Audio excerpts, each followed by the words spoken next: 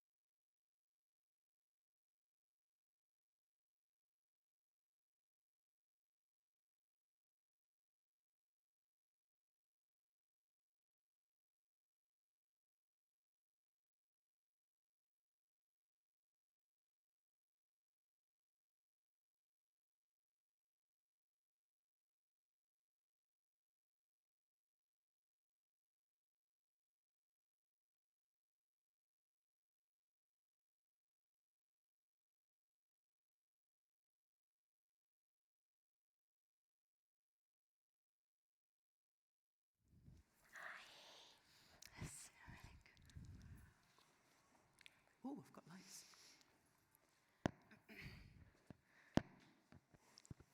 Shall we go? Yeah. Okay.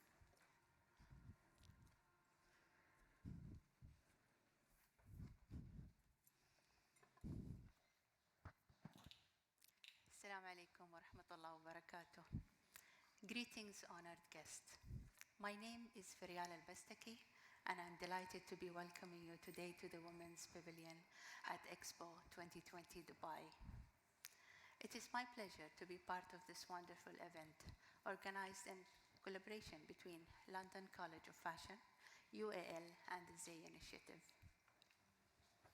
As a designer whose work is inspired by the richness of our regional visual heritage, it seems perfect fit that I should be part of this dynamic team as we explore the role of cultural heritage in fashion curation. We have a wonderful panel this afternoon.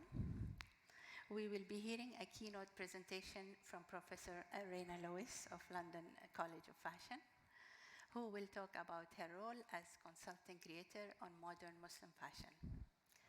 This, as many of you will know, was the first major exhibition to explore the rise of modest fashion industry and to showcase the creativity of Muslim designers from around the globe, including from the United Arab Emirates. Joining Reina are Dr. Reem El Mutwalli, founder of the Zay Initiative, and journalist Hafsa Lodi, author of the Modesty Paradox, who will kindly respond to Professor Lewis' talk before we open to the floor to welcome your questions. Before I hand over to Dr. Reem to introduce Professor Lewis, allow me to share a few words about our two other panelists. Hafsa Lodi has more than a decade experience covering fashion and culture in the Middle East. Her insightful commentary appears in many global publications such as Teen Vogue, Vogue Arabia, The National, GQ, Middle East, and more. In 2020, Hafsa has also launched her book at the Emirates Lit Festival called Modesty Paradox. I take great pleasure to introduce now my dear colleague, Dr. Reem El Mutwalli. Dr. Reem founded the Zay Initiative in 2019 as a non-profit enterprise to preserve culture and heritage through the collections, documentations, and digital archiving of Arab historical attire and their stories. Dr. Reem's vision collects dresses that tells a story of the evolution of regional culture, spanning multiple faiths, traditions, and histories. Through their activity and public event, the Zay team preserves the dress history of the Arab land as the contribution of wandering understanding and connectivity of society past and present. Dr. Reem has contributed to the establishment of Culture and Art Department in the Emirates since working with a Culture Foundation Abu Dhabi in early 1980. A widely published author with over 40 years of experience in art and culture heritage, Dr. Reem is now the lead curator to the Women's Pavilion. Who better than to introduce Professor Lewis and on the importance of heritage in collecting and curating fashion. Thank you. Shukran. Thank you. Thank you. Thank you so much, Feryal. I hope you all can hear me. It's such a pleasure to be sharing a platform with you today, because your own creative response to our rich regional heritage is so inspiring. Before I introduce Professor Reina, I want to take a moment to celebrate Feryal's contribution to the design field. Feryal was born and works in Dubai. She's a graduate of the United Arab Emirates University and is renowned for incorporating heritage and culture into her designs for fashion, accessories, and interiors. She exhibited in the UAE embassies in Lebanon, London, and Belgium. Feryal was also commissioned by the Indian embassy to represent the UAE in the field of fashion in 2019 with designs that highlighted Indian khadi cloths. Her work draws inspiration from the Emirati and regional heritage in literature, design, and material culture, demonstrating connections between past and present and crossing boundaries of form and technique. Feryal is an active friend and a creative advisor to the Zay Initiative. Currently, showing one of her designs in our exhibition at Zaman Awwal in the Mall of the Emirates. In this way, we bring design and fashion heritage out of the museum and into the current space of the mall. Having said that, the contemporary face of Muslim fashion went out of the malls and off the streets into the rarefied space of a major American museum. In the innovative exhibition, Contemporary Muslim Fashions, for which my colleague, Professor Reina Lewis, was consulting curator, and about which she will speak today. This path-breaking exhibition opened at San Francisco Fine Art Museum in 2018, and I was privileged to be there and view the exhibition firsthand. Before transferring to the museum at Kunst, Frankfurt, and the Cooper Hewitt Smithsonian Design Museum, New York in 2020. Brought in to provide expertise on modest and Muslim fashion, Professor Lewis worked closely with the museum's expert fashion and textile curators on the selection and staging of that exhibition. The first large-scale devoted to Muslim fashion creativity. The celebrated show won awards for both visual innovation and for contributing to intercultural dialogue and understanding. The exhibition focused primarily on women's fashion and celebrated women's creativity as designers, business leaders, photographers, and stylists. We are delighted today at the Women's Pavilion to be sharing these important examples of women's empowerment in the arts, in the business world, in the media, and in the heritage sector. It speaks so much to the case in point where the Zay exhibition titled Draped in Heritage that has been greeting everyone as they entered this hallowed hall during the past 6 months of Expo, that showcased portraits of 20 trailblazing Emirati women draped in historical outfits from the Zay collection. They are pictured in the settings of their fields of work, showcasing their achievements, as well as honoring the women who came before them and paved the way. This exhibition celebrates the UAE's 50th anniversary and shows Emirati women achieving excellence across many disciplines, remembering the past while looking towards the future. The UAE leadership has dedicated itself to ensure that the issue of gender equality and women empowerment is centrally addressed in everything at Expo, by highlighting women's participation and leadership across every thematic week at this dedicated Women's Pavilion. Today, we gather to recognize and celebrate the central role women have played throughout history till today, and demonstrate that when women thrive, all of humanity thrives. We also welcome the opportunity to elaborate on the many different ways Muslim women worldwide use fashion to express their cultural, national, as well as community heritage. These rich sartorial statements provide opportunities to see women, their empowerment in the everyday, to take seriously the sometimes trivialized domain of fashion in which so many women excel in their work and in their professional presentation. All this aligns closely with the aims of the Zay Initiative and is one of the many reasons that I value the research collaboration flourishing between the Zay and the London College of Fashion.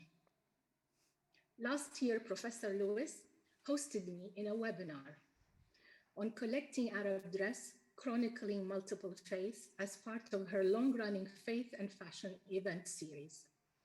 And now we share a virtual platform again, as the Zay Initiative collaborates as a partner organization on Professor Reina's current research grant from the UK Arts and Humanities Research Council. At home at the University of the Arts London, Professor Reina has been immersed in work to diversify the curriculum. And I am delighted that I will be able to contribute to this process when I teach a class for their MA Fashion Curation students in London next term. Reina's students benefit, as did this exhibition, from her long-standing research on Middle East gender history and on the relationship between religious cultures and fashion cultures, as well as numerous scholarly articles. Her many books include Muslim Fashion Contemporary Style Cultures, which was published in 2015, Rethinking Orientalism, Women, Travel, and the Ottoman Harem, 2004, and Gendering Orientalism, Race, Femininity, and Representation, which was published in 1996. She is editor of Modest Fashion, Styling Bodies, Mediating Faith, and co-edited the Contemporary Muslim Fashions Catalog with the curator, Jill Alessandro. An active public intellectual who regularly speaks outside the academy, Professor Reina's frequent media commentaries include international publications such as Women's Wear Daily, The New York Times, The Times, Fortune.com, The Economist, and The National. It is with great pleasure that I hand over now to Professor Reina Lewis to talk about cultural heritage in fashion curation, contemporary Muslim fashion.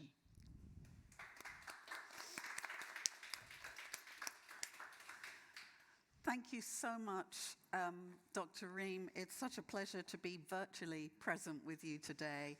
And also thank you, Feryal and Hafsa, for being here with us today. I'm so delighted to be here, and I would like to thank the Women's Pavilion of Dubai Expo for hosting us, and Stella and the entire team who've worked tirelessly to bring about such a smooth running event and to make us so welcome. As Dr. Reem says, I am especially happy to be here as part of our ongoing collaboration, my ongoing and London College of Fashion's ongoing collaboration with the Zay Initiative. And we're not physically together today, but we will be soon when she delivers her mistress class to our fashion curation MA students. The Zay Initiative have been so generous in facilitating today's event, and I thank especially their COO, Emma Farmer, and Reem Ashraf in their communications and marketing team. I'm honored and proud to have such wonderful research partners and to be sharing the platform with esteemed designer Feryal Albastaki and wonderful opinion former Hafsa Lodi. And we look forward to conversation with all of you when we get further on in our program. Dr. Reem suggested that I focus on the importance of heritage in the academy. The heritage celebrated in contemporary Muslim fashions was the vast and complex heritage of global Muslim dress and style cultures. The Zay Initiative protects, archives, and studies the multi-faith traditions of dress in the Arab world. Our exhibition studied the multi-ethnic and multinational dress and style traditions of Muslims from around the world.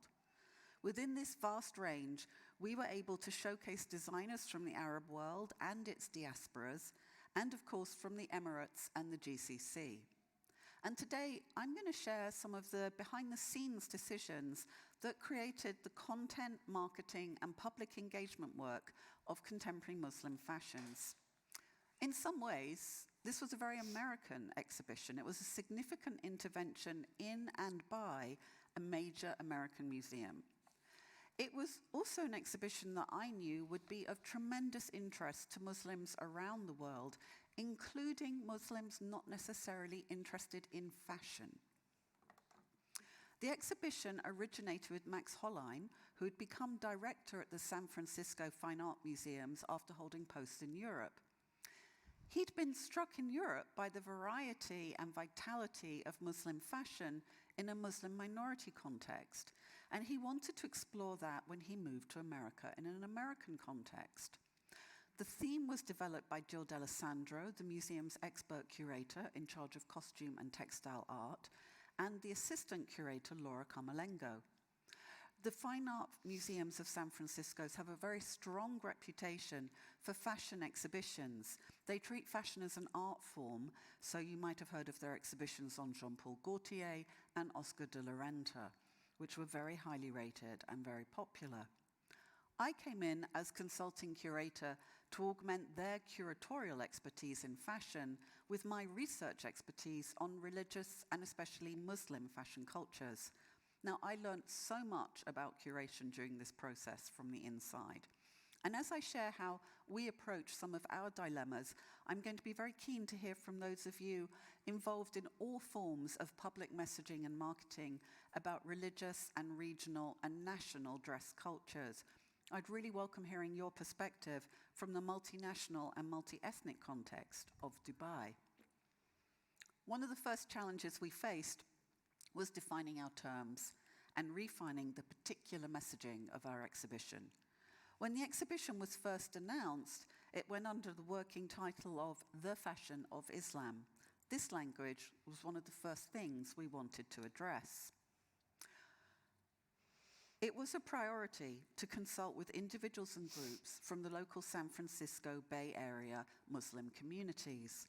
Laura did fantastic outreach. She recruited a wonderful advisory group, and we were honored by the generosity of spirit from this set of people. There was enormous goodwill towards the museum, and there was a huge appetite to see programming that directly included Muslim experiences. It was abundantly clear that this group of more than 70 individuals did not always agree. Of course they didn't. We were often talking about contentious and sensitive topics. As curators, we knew it was essential that community members felt able to share their disagreements with us, and we knew this was not always easy. And we are very grateful that we had such a generous-hearted conversation that could articulate divergent Muslim opinion. This was very important because none of the three curators happened themselves to be Muslim. Of course, if one of us were Muslim, we would still need community consultation. The views of one single Muslim person won't reflect the diversity of opinion among the vast and varied Muslim population of the world. The museum was very happy to include a Muslim cultural perspective in the aesthetics of the exhibition design by Hariri and Hariri Architecture from New York, led by Iranian-born sisters Jisoo and Mojan Hariri. Each and every term that we could use was ideologically and spiritually sensitive, often in multiple and sometimes contradictory ways. We chose each of the three words in our title, Contemporary Muslim Fashions, after heated debate and much contemplation.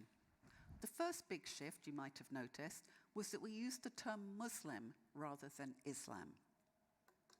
I learned many years ago from Sarah Joseph, who edited British Muslim lifestyle magazine ML, the wonderful phrase, one Islam, many Muslims. And this indeed was our approach in staging and communicating the exhibition. As was clear in our community consultation, language that avoided the singular and fostered the plural was more accurate and more inclusive. If we could use the term Muslims, plural with an S, rather than Muslim singular, in our promotion and interpretive materials, we did. We barely used the term Islam.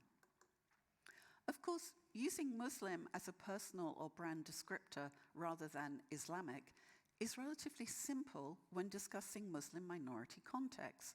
I can simply refer to American designers such as Naima Muhammad as a Muslim American designer. It makes sense. This won't work when writing about Muslim majority countries. How were we to find messaging that would include designers from Turkey, the UAE, Indonesia, and Iran? In San Francisco, the emphasis on plurality was important to signal the different ways in which people experienced and expressed themselves as Muslim. And it was also important to signal the plurality of Muslims' relationships to fashion and the different types of fashion that people used. Having fashions in the plural in our title was essential. We couldn't show all Muslim fashion across all time, across the whole world. And as Hafsa makes clear in her wonderful book, The Modesty Paradox, here's one I made earlier, this exhibition was big news before it even opened because it was such an unusual project. And I was honored and proud that in its opening year, the exhibition was awarded the Enhanced Understanding Award from CARE, the Council on American Islamic Relations. The award recognized the museum for its work to help increase understanding about Islam and Muslims and generally about diverse communities. The exhibition was also recognized in the fashion field by the Costume Society of America with the prestigious Richard Martin Award in 2020. These accolades were especially gratifying because this exhibition required the museum to make choices that were high impact and sometimes high risk in the arenas of both community relations and fashion curation. One of the key decisions in using fashions plural in our title was the determination to demonstrate the variety in how Muslim women dress around the world. If we'd wanted a visual shorthand, we could have focused on forms of head cover. Or we could have used styles of outerwear that are associated with Muslims, for example, an abaya. Abayas are, of course, featured in the exhibition and serve to remind us also that the same garment can have multiple meanings at the same time. An abaya is more likely to be read as a sign of cultural or national identity when worn here, whereas in London, an abaya is more often seen as a sign of religious identity. We also took the opportunity to show the abaya as part of fashion. Now, this isn't news to anyone here, but it was potentially a new concept for many of our anticipated American viewers. In our display and in our catalogue, we showed how the abaya is creatively interpreted and marketed across the Gulf region. Dubai-based designer Faiza Bougheza, for example, has her trench. Saudi Dubai-based designer Awa Al-Banawi has success with her floor-length blazers, visualized as power suits for professional women. As Hafsa points out, the abaya silhouette remains popular with many Arab women. They may craft personal interpretations with modern renditions, like the dusters designed by Dubai-based Rabia Zarpagur, sitting in the front row here, suitable to be worn open over a modest ensemble. Or women might utilize long cardigans or robes from the cruise collections of global brands. Transformed rather than replaced, the abaya becomes a wardrobe staple expressed through ever more diverse styling, and this in turn potentially opens up wider market opportunities for Gulf designers. The variety and change in how Muslim women dress was something I wanted to frame in relation to sociological approaches to everyday religion. This approach regards lived experience as part of religion, and that experience is often inherently creative and changeable, blending the sacred with everyday and commercial commodities. Conceptually, approaches to everyday religion challenge any presumption that there is a single or correct way to do Muslim fashion, or indeed to do the fashion cultures of any religious tradition. And I'm showing here Egyptian-American influencer Nadia Azmi, or Winnie Detwa, as she was known, in and out of hijab. The ways that women dress and comport themselves in relation to religious and ethnic culture can change over a lifetime, will be read differently by diverse observers, and may often be inconsistent and contradictory. Women who cover their hair may change the way they cover their hair, or they may start or stop covering at different times in their life, with different people, or in different locations. On the walls of the exhibition, we used modest fashion social media to tutor viewers in seeing alterations in how people articulate their religious and community identities. And I'm showing here British influencer Dina Tokyo, or Dina Tokyo as she blogged at initially. I frequently hear from research participants that the headscarf or any other form of modest dress must be freely chosen if it is to be authentic, as an expression of community belonging or of religious obligation. Yet, as Hafsa makes clear in her book, it is often still hard to find images of modestly dressed Muslim women without hair cover. We wanted to show covered and uncovered modest styling to demonstrate the range of Muslim-related fashion and cultural observance. We certainly did not want to look like we were advocating one particular form of dress or observance over another. Now, as you can imagine, being able to talk through these delicate differences was important for museum teams, especially those involved in public programming and education work. Curation happens in the round. Working with museum communications and marketing, education, events, public outreach, and merchandising. That is all part of the process. Sometimes when people come to an exhibition and they look at the walls or the exhibits, they think it was always thus and it was always intended to be absolutely like this. Well, like everything else, it's part of a process and involves so much behind the scenes work to make an organic, integrated whole in the cultural heritage approach to the way that things are being shown and therefore experienced. As consulting curator, I was happy to do a session for the education team. We worked together on thinking about how would they interpret this exhibition with different user groups and different audiences. When we advocate diversifying heritage content in the academic and museum sector, we need to remember that professionals will often be working with artifacts and materials that are not part of their own personal heritage. And this is where making sure to include opinion and experience from people of Muslim heritage for this exhibition was so important, as also was combining this with accessing specialist expertise to situate that experience effectively for the wider context. So I also worked intensively with the museum on communications and marketing. I proposed that we favor a language of religious cultures and practices, plural, rather than referring to institutional religion, singular.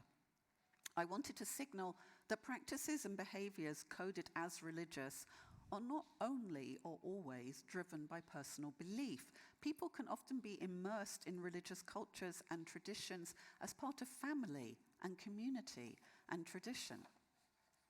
The museum's communications department worked with a specialist consultant. They also brought in a UK-based international PR agency with whom I also collaborated. We worked on FAQ, frequently answered question, anticipated question responses to anticipated difficult questions we thought might come our way. I observed how a museum with a contemporary and historical collection of world cultures in their permanent collection was able to transfer enormous intelligence about handling cultural sensitivities into the topic of handling contemporary religious cultures.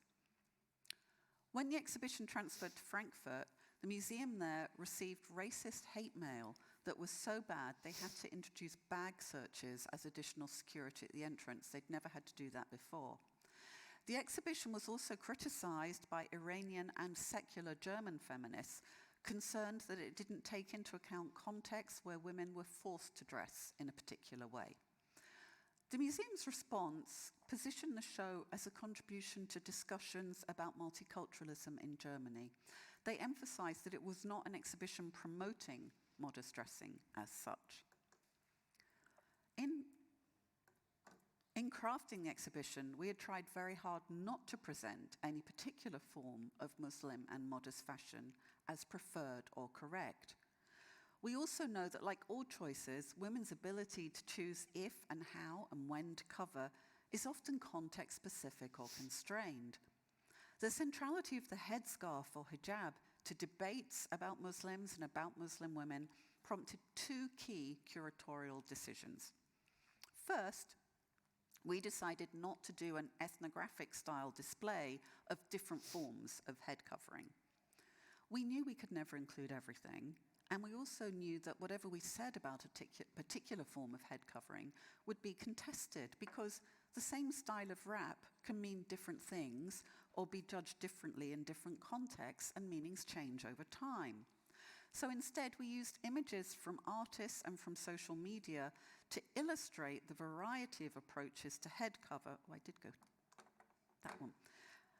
Variety of approaches to head cover and to understandings of hijab or modest cover more broadly.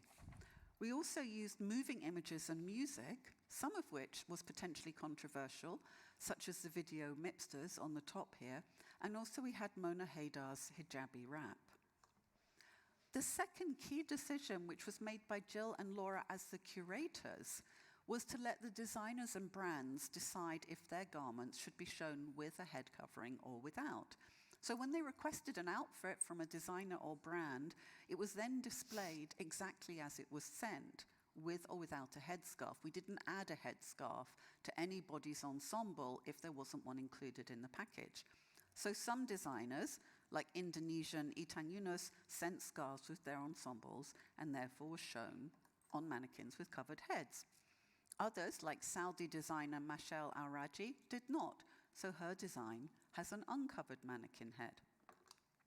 This strategy also allowed us to reflect the ways that designers chose to communicate their religious or ethical values. British Pakistani designer Barjis Chauhan, for example, prefers the strapline of conservative chic to appeal to her cross-faith and secular clients. So she doesn't use the term modest fashion for her work. She says conservative chic. And she sent 2 outfits with 1 headscarf. So again, we see the variety in the styling here. Now, how the scarves were wrapped on the mannequins was a big concern, because the museum didn't have that expertise amongst its staff base, that cultural competency. Fortunately, one of the members of our excellent community advisory group, Sabah Ali, is a fashion stylist, and so she came in and worked on the installation when we were ready to put the show up. Now, you'll remember I said no one Muslim can know everything about all Muslim fashion cultures. And when Carmen Mohammed of Al-Nisa Designs arrived at the opening preview, she spotted that the way that the head covering done on these mannequins here wasn't exactly as she would have intended it, so she was able to make a few last-minute tweaks. And that's me in the top right having a fangirl moment with her at the opening. Couldn't resist. I want to note in passing here that Carmen is a member of the Nation of Islam, an important group in the history of African American Muslims and an organization whose distinctive styling has been tremendously influential. Including Carmen's work in the exhibition was not contentious in fashion terms. In 2018, she'd been awarded the Louis Vuitton Fashion Prize at the Islamic Fashion and Design Council's International Showcase in Italy. But including a designer from the nation could have been controversial in religious terms because some Muslims regard the nation as heterodox. You can see, I hope, how the exhibition's commitment to multiple Muslim fashions plural has an intellectual and social significance beyond simply including different types of dresses. Sometimes the ostensibly secular space of the museum can create opportunities for conversations and about heritage that might be challenging in more religious contexts. And fashion itself can foster these conversations. The niche modest fashion market and media has always welcomed consumers and readers from multiple religious and secular backgrounds. Sometimes with some tension, but always there's been a history of interfaith and cross-faith secular interaction through the commercial sector. Now, there's both a business case for this, you have more customers, more clients, and an ethical case. And these are selfies of Ramadan outfits sent in by Muslim clients to the Instagram account of the Jewish Orthodox modest fashion brand Mimu Maxi in New York. So here, brand social media promotes product and fosters interfaith dialogue. Social media itself was a key component of our planned display. It allowed us to include different voices, different political issues, and to show bodies that were diverse in terms of visual ethnicity, size, and age. This was especially important because, as is conventional with fashion exhibitions, the mannequins, as you've seen, are not realistic. They're disproportionately tall, they're very thin, and most often they're shown without hair. And their color, their skin tone, is also not realistic. For fine art style fashion exhibits, as in the Christian Dior show at the V&A in London in 2019, curators can usually presume on a fashion audience who are accustomed to not making a literal reading. But for an exhibition that needed to emphasize the ethnic diversity of the global Muslim population, it was a particular concern that the models, the mannequins, didn't look realistic and they only had particular colors. And this was especially a concern because we anticipated that many of our viewers did not usually visit fashion exhibits. So we would have teenagers and 20-year-olds accompanied by their dads and their uncles, as well as their mums and their aunts. With all due respect to the dads and the uncles, some of them looked like they didn't even want to be in a fashion shop, let alone a fashion exhibition. So we needed to think about a very diverse audience. There was no, they did want to be at our exhibition. There was no budget for new mannequins, so Jill and Laura made best use of a range of colors augmented with a rich display of art on the walls. This is a Google search of mannequins. All fashion curators know that mannequins can be a huge problem. Expensive to buy, costly to store, and rarely perfect. But I think that as demand for social diversity and inclusivity increasingly impacts on museums, the correlation between mannequins and their viewers takes on a new significance. Another thing that was essential in San Francisco was that the exhibition should look like a fashion exhibition. They didn't want it to look like a project on social history. It had to have fashion coming out. This was important because simply putting Muslims and fashion in the same sentence might seem to some a contradiction in terms. Exhibiting the role of Muslims as couture clients vividly challenges the idea that Muslims are outside fashion. How Muslims dress is often assumed to be the expression of unchanging, ahistorical collective identities, rather than being part of the individuating, changeable trends of contemporary fashion. In this light, it was important that an exhibition in a major American museum put Muslim populations from around the world in the spotlight as part of contemporary life. Doing this through contemporary fashion reinforces the place of Muslims and Muslim cultures in modernity. Journalists would sometimes say to me in the lead up to the exhibition and at the opening weekend what the exhibition's takeaway message was. And I would often say that one of our key aims was to show non-Muslim American viewers that Muslims do fashion.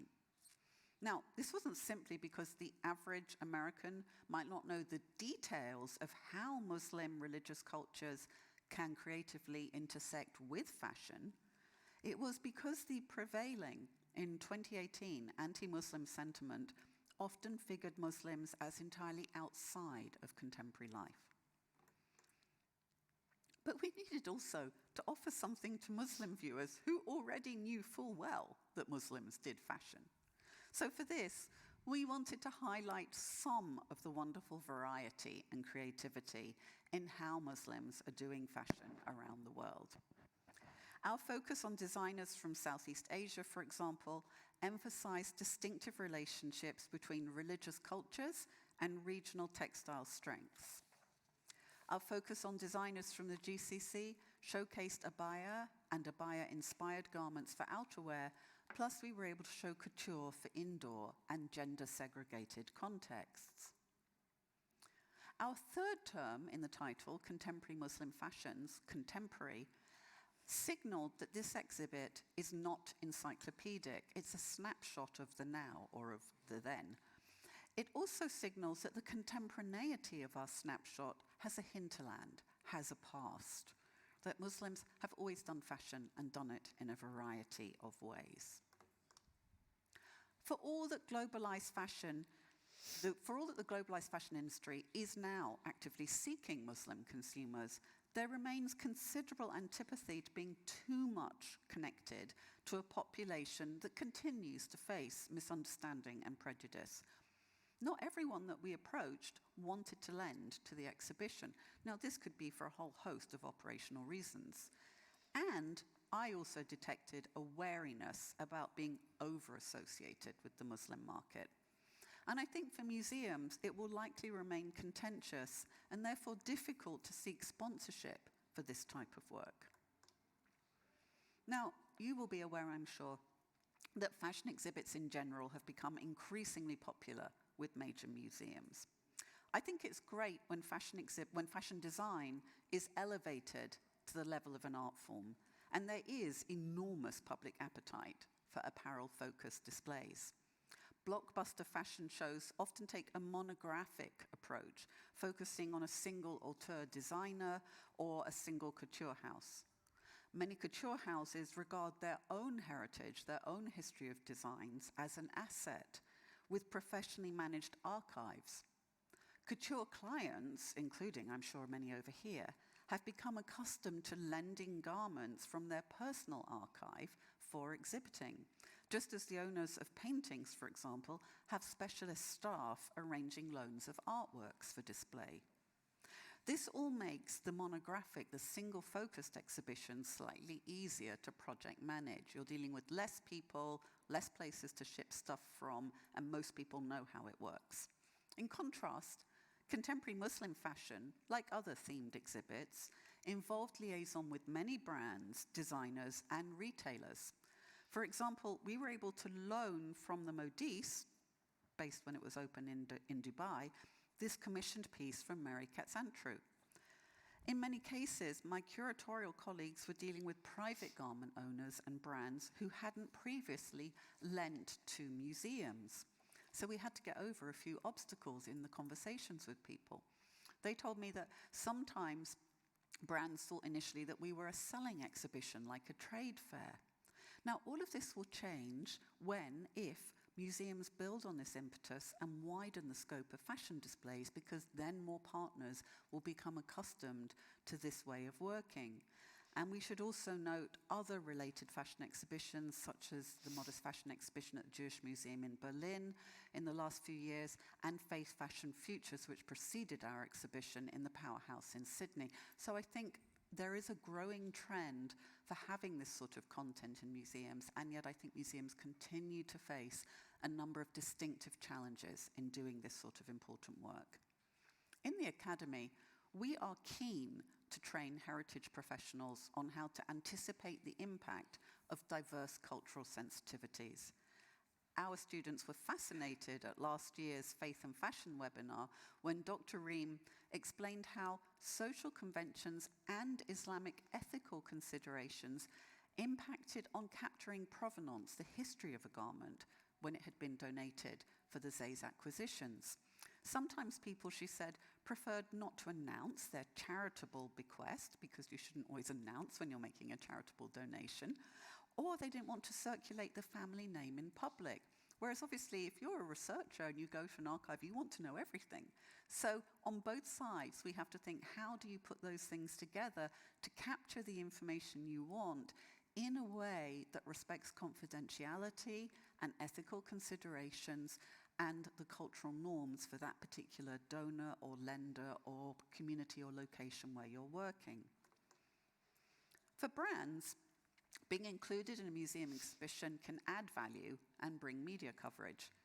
Curators and academics may feel uncomfortable sometimes at playing a role in the market, and at the same time, we may want to celebrate the achievements of the people who so generously participate in our research.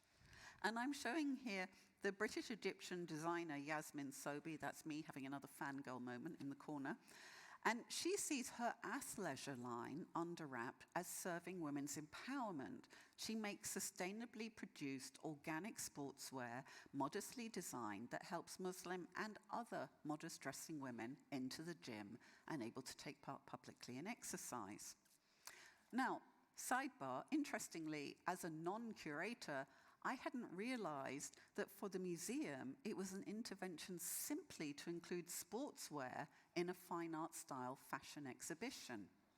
This was a great illustration of how diversifying what fashion means changes generic conventions in fashion curation, in the same way as taking rap seriously might change how we understand genres of poetry. Once you start to diversify, all your generic conventions start to have to move around a little bit. Globally significant museums are now diversifying their acquisitions policy in fashion as in other creative arts. Cultural institutions are looking to grow their permanent collections to reflect more of more world cultures.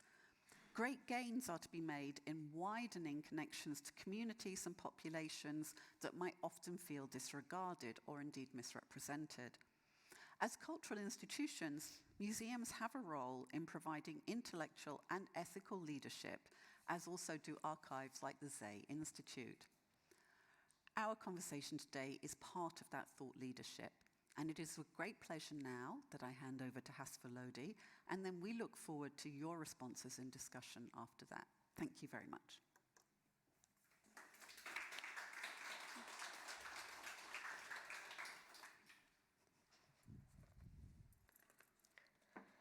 Hello, everybody, and assalamu alaikum. When Contemporary Muslim Fashions exhibition was launching, I was currently finishing up my final draft of my book, and I was aching to be there because I actually used to live in the Bay Area, a 2-hour drive from the De Young Museum, but I was in my 3rd trimester of being heavily pregnant and decided not to make the trip, which I happen to be pregnant again now. Excuse me if I sound out of breath. Nonetheless, I really stayed in the loop with the media coverage and reception to the Contemporary Muslim Fashions exhibition, and I found that it had a profound impact on American perceptions of Muslim fashion, which I felt heavily invested in, being an American Muslim myself, who had grown up in the Bay Area at a time where modesty and fashion were never words that you put together. Modesty was not fashionable. It was seen as cultish and as matronly and as frumpy, so we've come a long way. It was also very inspiring that this exhibition took place at a time and in a political climate where Trump was in power. There was a lot of anti-Muslim rhetoric going on, and so I feel like this exhibit had a lot of synergy with the basic motivations of the early modest fashion movement, which was to dispel misconceptions about Muslim women, that were oppressed, that we have no style, that we're forced to cover up always, which in some cases, as Reina mentioned, is the case. But of course, this exhibit was focusing on modesty as choice and free will. It also, a big motivation of the early modest fashion movement was to show that you can merge faith with fashion and still seamlessly fit into the rest of society. And I think this was achieved by the exhibition and also by the overall modesty movement. Museums also open up discussion to a wider audience, the general public. As Reina mentioned, it wasn't only Muslims and it wasn't only Muslims interested in fashion who were coming to the event. So it allowed the audience to really think in a fresh light and to check their biases and to really see and witness the beauty and diversity of Muslim fashions. So I'd love to talk about the faith element. My book explores the modest fashion movement from faith, culture, feminist, and religious perspectives. But I thought it was very important that this exhibit was named Contemporary Muslim Fashions, not Contemporary Middle Eastern Fashions. And I think that's important because, as we know, Islam is a global religion not tied to one region, and Muslims globally interpret modesty in different ways. And I think that this really could help rectify stereotypes that we often assume that modest fashion is just about black abayas that we see in the Gulf or the blue burqas we see in Afghanistan. That was what the kind of mainstream Western media was showing in terms of visuals of Muslim women at the time. So this exhibit showed the diversity, with women with mannequins with their heads covered or not covered, and the range from swimwear to couture wear. It highlighted the color, character, and personality that this thriving modest fashion movement embodies, evidenced by the more than 4.2 million Instagram posts with the hashtag modest fashion. And while interviewing people for my book, I found it interesting that a lot of Muslim fashion designers in the West considered their work as a form of dawah, which is an Islamic principle of making the religion more inviting and approachable. And they really found that there was one designer in particular who mentioned this. Her name is Diana Khalil, the designer of Abaya Addict. And she really spoke about this in depth. So I found that really interesting, and it kind of motivated me myself in my own work when it comes to talking about modest fashion. In the plight for mainstream acceptance and validation of modest fashion, and we've come a long way thanks to exhibits like Contemporary Muslim Fashions and platforms like Modest Fashion Weeks, which take place across the globe and really offer modest designers a platform to show their wares and to approach buyers and to just be accessible to more consumers. I'd say that many of the initial objectives of the early modest fashion movement have been achieved. Hijabi models are earning big-ticket campaigns. They're starring on covers of magazines. They're walking runway shows at Milan Fashion Week, Paris Fashion Week, London Fashion Week, New York Fashion Week. We have Western brands like H&M, ASOS, Mango, even Pretty Little Thing creating Ramadan collections for Muslim consumers. And we have luxury sites, e-tailers like Farfetch and Shopbop doing modest edits for this consumer demographic. So I really think that modest fashion from an industry perspective has really made tremendous headway in the last half decade. And when I interviewed Lisa Vogel, who's the founder of Verona Collection, she's based in Florida, she had said that I think sometime in the near future, modest fashion in Western countries will no longer be newsworthy. I believe it will become more and more the norm. So from an industry perspective, modesty fashion has really been embraced by the mainstream, whether it's motivated by Muslim spending power or by a true willingness to be more inclusive. We have that stamp of approval by the mainstream. So what now? Looking forward at the future of this retail category, I think there are a few points that need to be considered by brands, retailers, and anyone working at any level in fashion. Firstly, making sure hijabi models are not tokenistic. They're not just that tick of the diversity box. And also ensuring authentic representation in marketing, not only using generic Caucasian models for Ramadan campaigns, but also recruiting women from the demographics that you're trying to target. Showcasing diversity in skin color, body sizes, ethnicities, and different approaches to modesty. The Modest, which no longer exists, but was a luxury e-commerce site headquartered in the UAE, did a really good job with this in their campaigns. They had women of all ages, different ethnicities, some head covered, some wearing hijab, some wearing turbans, some bareheaded. So I think diverse approaches to modest fashion like this will really help appeal to a wide consumership. I think we also need to help brands understand the market, that Muslim fashion is not just about Ramadan bling and glamour. That doesn't cover it. Modest fashion is in demand year-long, not just during Ramadan and not just in the Middle East, because many of these Western brands do their Ramadan collections for their Middle Eastern stores exclusively, whereas you could argue that there's actually more demand for modest wear in the West, where modest fashion isn't as easily accessible. I also think driving sustainability is a key focus for the future of modest fashion, especially when designers launch their modest fashion brands inspired by faith-based principles. sustainability is also a faith-based principle. And when I interviewed Melanie El Turk of Hot Hijab, she had pointed out that from an Islamic standpoint, we are custodians of this earth. That was her quote, we are custodians of this earth and we need to take care of it. So she was looking at making hijabs out of mushroom fibers and coffee, ground coffee. Finally, helping to show that modest fashion by choice falls on the spectrum of feminism is something that I'm personally invested in. Even though white feminism traditionally seeks to liberate women of their modest clothing, modest fashion can be feminist. It's made by women for women. It's made with a woman's comfort in mind. It prioritizes comfort, and it rejects the male gaze and the whole sex sells mantra of the fashion industry. It empowers women in this way. I think continuing to campaign for modest inclusivity in sport is also important. In places like France, we're seeing proposed bans against hijabi athletes.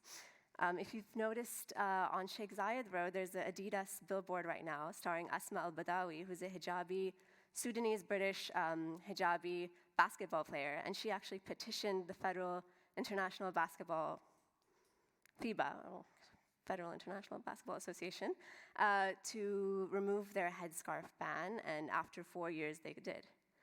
So she's an icon in the sporting world when it comes to modesty and inclusivity. And finally, I think looking at how the fashion industry can help campaign against these bans. Just recently at the Balenciaga show at Fashion Week, we saw that it was dedicated to shedding light on the situation in Ukraine.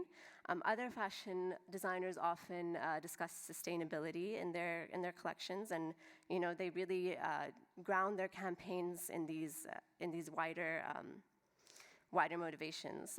At the same time, right now, a Fashion Week we're seeing in India that schoolgirls are being banned from wearing the hijab in school. So it would be really nice to see people in the mainstream fashion industry taking a stand for the rights of Muslim women, besides just hiring hijabi models in their shows, but actually making a point somewhere. It would be nice to see a sign that says, hands off my hijab on a mainstream runway. Modest fashion is trendy in runways, but it still needs to translate in real life. Thank you. Thank you. Okay, I am delighted now to say that we are going to open for contributions and questions from the floor. We have 2 expert runners. If you would like to speak, please wait till the microphone comes to you, because we are recording this.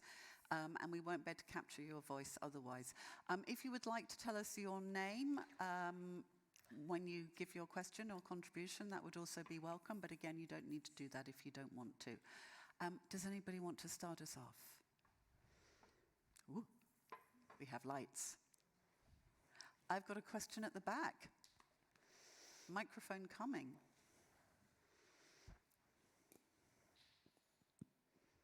Thank you, Professor Reina, for that fabulous talk. In your opinion, how could organisations like us at the Zay Initiative assist curators to become experts with global fashion cultures and different religions? Thank you. Thank you. And that's Emma Farmer from the Zay Initiative. So how can we assist curators to become global experts? I think all of my research has been interdisciplinary. I started out in fine art and art history. I moved into Middle East cultural history and gender studies, and then I found myself wandering into the sociology of religion. And a lot of my students, especially my PhD students, are also doing projects that cross disciplines, especially because fashion often takes you that way. And I say, the thing that I think you need to learn is that you are never going to be equally expert in every area. Show me something in art history, I'm on steady ground. Other areas, I'm on thinner ice.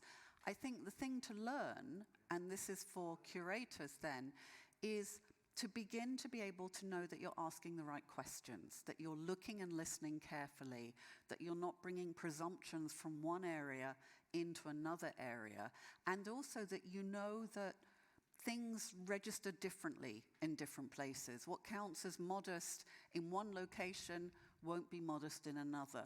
What a designer means, what it means to call yourself a designer in one location varies from place to place. And sometimes that's to do with industry conventions and market forces in different places.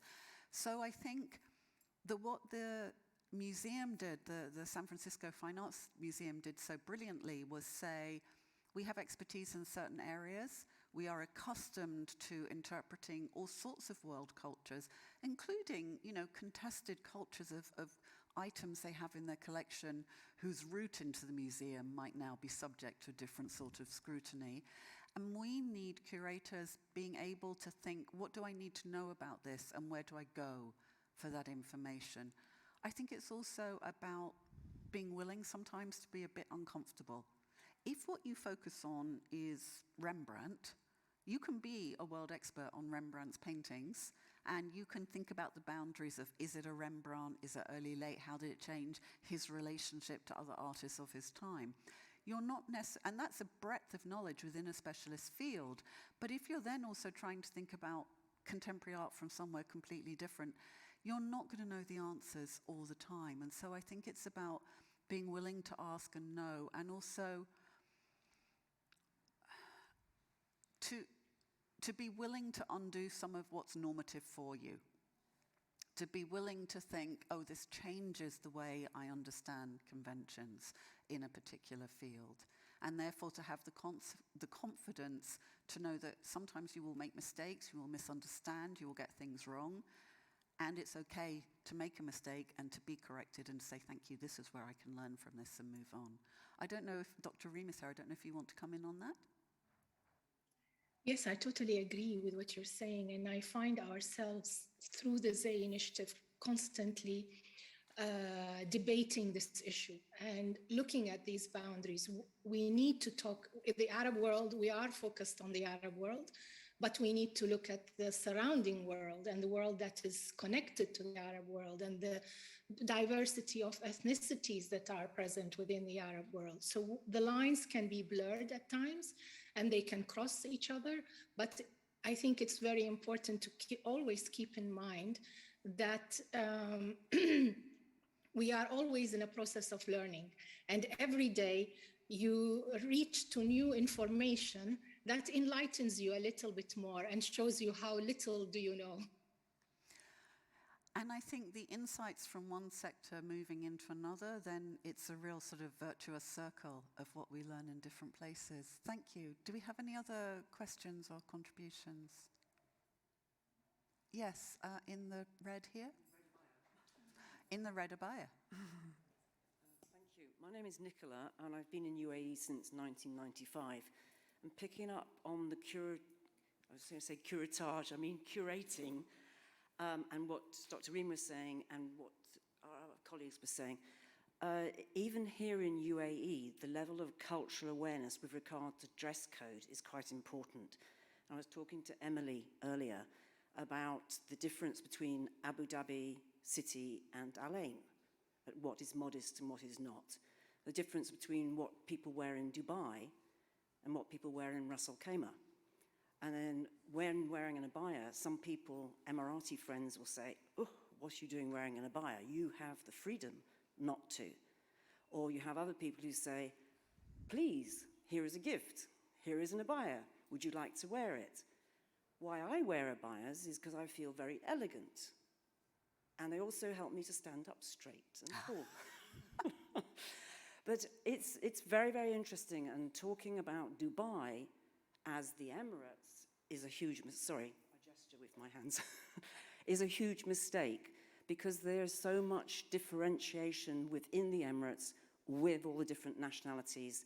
And lots of the time, if you come down to Ras Al Khaimah and you go to Al Hamra, you will see people half naked walking around Al Hamra Mall, compared to how you'll see people walking around in Rak Mall or Naeem Mall. And sometimes when we come to different countries, we don't ask enough questions and we don't think enough about the consequences of our behaviours. So thank you very much. I've really enjoyed being here. Thank you so much. And thank you, Nicola, for you've raised a number of rich points there. And I'm going to turn over to Feryal and also to Hafsa to talk a little bit about, certainly with your work, Feryal, do you find that when you have clients, even within the Emirates, from different Emirates, do you see taste distinctions? Do you think, oh yes, I know what will work for this client or for somewhere else? Yes, definitely. Is this working? Yeah. Definitely. It's very important when I sit with clients and customers, like I have to see what's the requirements or their style or what they want to wear. So accordingly, I'm going to do the designs or to even recommend what suits, like if she's going to a gathering or she's going to a party or she wants to wear it casually. So I think, yeah, everyone has a taste and everyone wants to.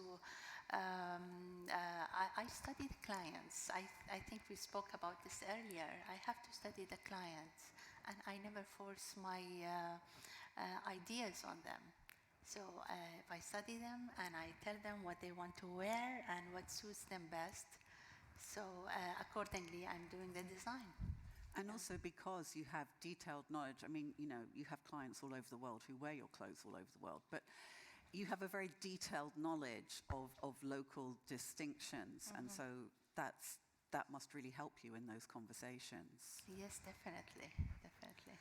And Hafsa, Nicola brought up an interesting point about non-Emiratis wearing abayas. I was just going to pick up on that. Do you want to pick up on that? Yeah, it's interesting because I'm seeing a lot, especially with social media and with this modest fashion movement overall.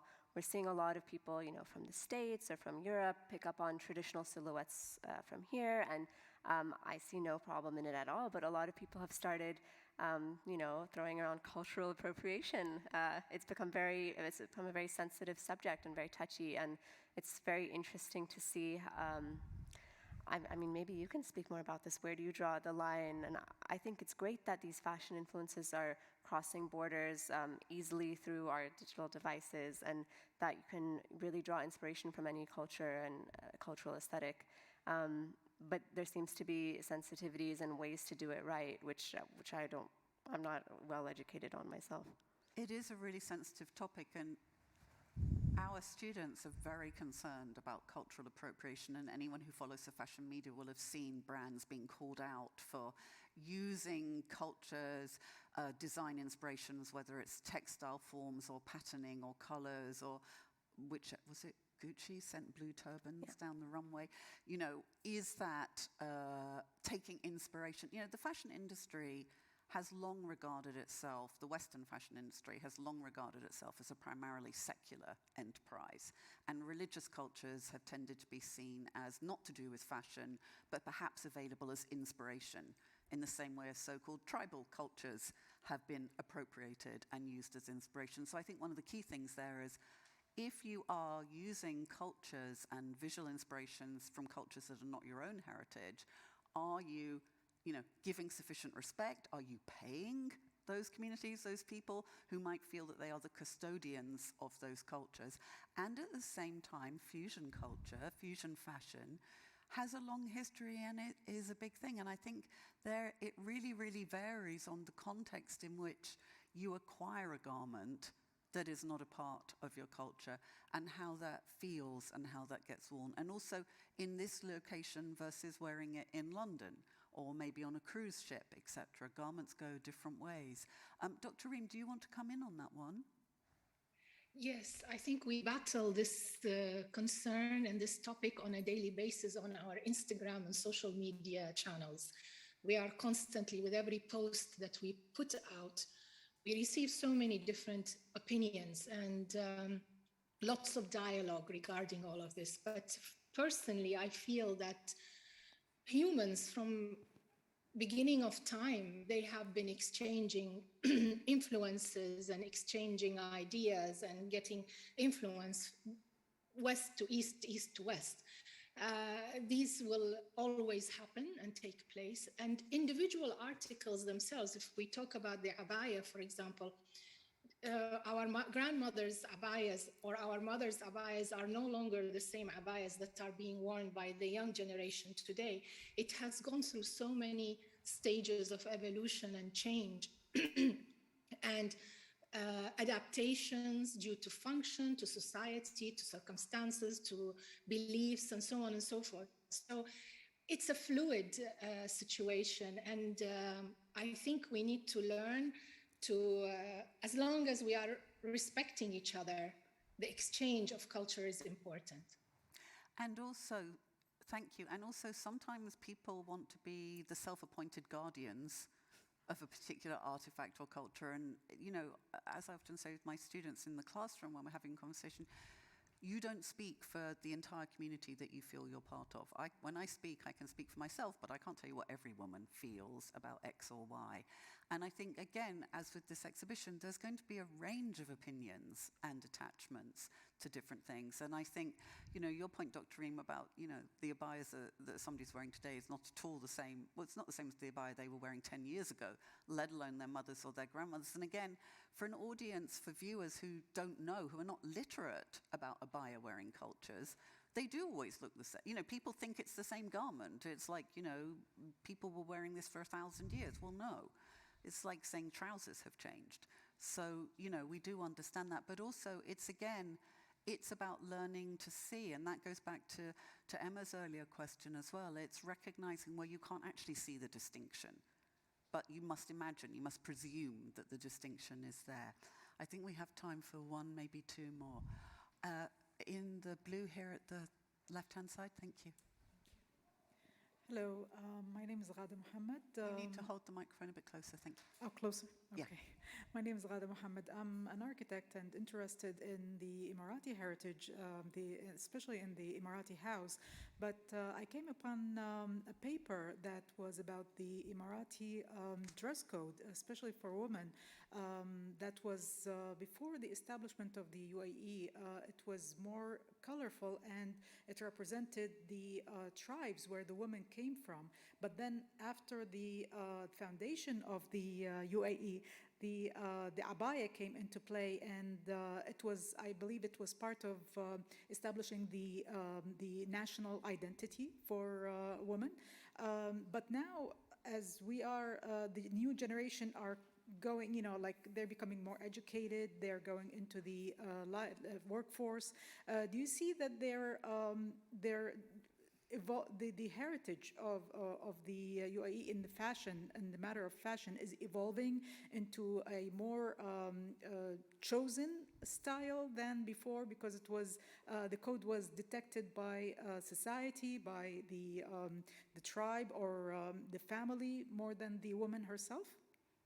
Thank you, that's a wonderful observation. And I'm gonna, in terms of the development of the abaya as a form of sort of national identity signaling, I'm gonna pass over to Dr. Reem and then also to Feryal. Dr. Reem. Yes, I think this is a very important question, and we get asked this question a lot. The abaya in itself was not an article of clothing that could be worn by everyone, because it was a dear and expensive article of clothing. And if we go to pre-oil period, you would find that in UAE culture in general, that sort of abaya would have been called suwaiya, and suwaiya in Arabic means worn for only specific times or hours, from sa'a, from time. And the reason being that these highly expensive articles of clothing would be owned by the higher echelons of society, and therefore it would be loaned to those who are not so fortunate during special ceremonies, especially weddings, when they are taking the bride from her father's house to her new husband's house, or when there are celebrations or official happenings and people wanted to elevate the status of what they are wearing.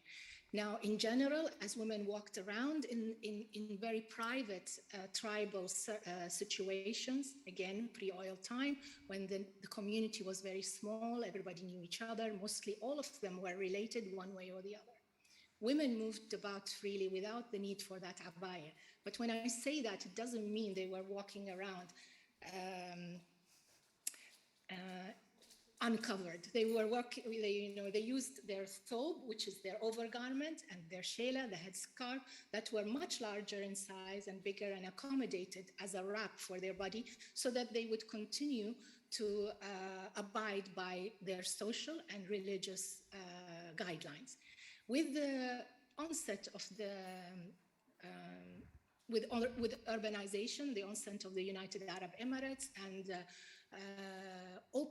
opening up to the rest of the world, the national dress became a symbol of cohesion, of identity that was required because the UAE population until today is much smaller than the rest of the demographics that are all have been entering and coming and living into the air in the area. And the exchange and the openness to the rest of the world dictated socially to have some sort of variances to help cement national identity. Of course, this was never something that was forced or dictated upon people. It happened almost naturally. And today, now that we have a much more mature culture, we have individuals from the UAE who are attaining university degrees, getting into the workforce, participating in life and government, and so on and so forth. These women are establishing their own ideas and their own perspectives towards their traditional style of clothing, whereby they are trying to incorporate it, develop it, modify it to suit their functional needs as well as their religious and social constraints. I hope I managed to put it in a very short, concise You did. explanation. That was wonderful. And I'm going to pass over to Feryal for your observations. You know, now that this is the nation state is well established, and as you say, different generations have different priorities with their clothing as well. Is this something that you see in your work? Let me add a little bit on Dr. Reem says, fashionably. The old days, the photos that we have, the women of the United Arab Emirates, the available photos that are available, it's only in black and white maybe, so we couldn't see the colors that they were wearing. But when you sit with the elder people, you know that they were living in the desert, yet they were wearing strong colors, very strong colors. The orange color, the red color, the green color, the fabrics were coming from India or from Africa. So they were strong women living in a desert with all the pastel colors, beige, the desert and all that, but they were wearing colorful. And as Dr. Reem said, they were wearing the su'aya only when going out from the house, maybe to visit or occasionally. The black abaya came maybe, as you said, later on. Now we are wearing all colorful abayas, so we're back to strong women again, I guess. And unless that it's all that we are covering ourselves, and it doesn't matter the color, I think. It's important to be fashionable, looking good, and wearing colorful. So that's it. That's a wonderful note to end on. Thank you. We could go on longer, but I'm afraid that we've come to the end of our time. I would like to thank you. I can't take any more, I'm so sorry. I would like to thank you for your generous attention and participation. I would like to thank Dr. Reem El Mutwalli for joining us from London today, and Feryal Albastaki here, and also Hafsa Lodi, and all of you for being with us here in the Women's Pavilion at Expo 2020. Thank you so much, and have a very good afternoon.